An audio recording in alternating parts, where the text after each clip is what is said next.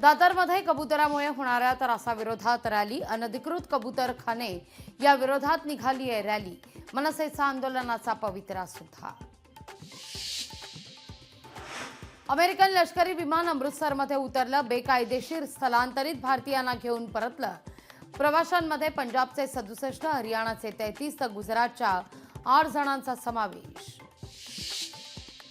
यवतमाळच्या मारेगाव तालुक्यामध्ये भूकंप सदृश धक्के, परिसरातील नागरिकांमध्ये भीती।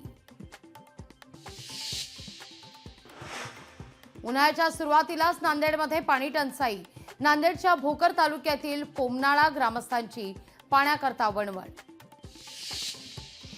मनमाडच्या जय भवानी व्यायामशाळेच्या विनाताई आहेरनं राष्ट्रीय स्पर्धेत पटकावलं कांस्य पदक। नांदेडमध्ये 27वी राज्यस्तरीय लोकनृत्य स्पर्धा पडली पार, या स्पर्धेत राज्यभरातून 18 संघ सहभागी।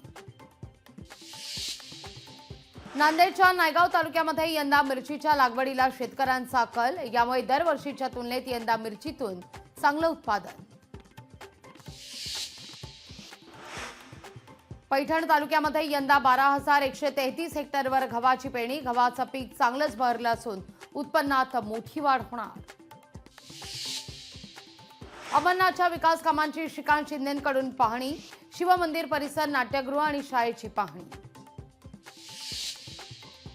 गोव्यातील जुना मांडवी पूल आजपासून 15 दिवस बंद, वाहतूक बंदची आजपासून अंमलबजावणी। धुळे शहरामध्ये जीबीएसचा आढळला पहिला रुग्ण, 48 वर्षीय पुरुषाला जीबीएसची लागण। संगणकाद्वारे फसवणूक करणारा कॉल सेंटर पोलिसांनी केला उद्ध्वस्त, नाशिकच्या सायबर पोलिसांनी उद्ध्वस्त करून 7 संशयितांना घेतले ताब्यात। तृतीयपंथीयांना अमेरिकन लष्करात सैनिक म्हणून भरती होता येणार नाही, ट्रम्प सरकारचा मोठा निर्णय। पंढरपूरमध्ये जीबीएसची लक्षणं असणारे 2 जण आढळले, अधिक तपास जारी। मध्य प्रदेशात ओलीस ठेवलेल्या पोलीस कर्मचाऱ्याची सुटका, 4 तासाच्या थरार नाट्यानंतर पोलीस कर्मचाऱ्याची सुखरूप सुटका। लोकशाही मराठी ऐका, पहा, जागरूक रहा।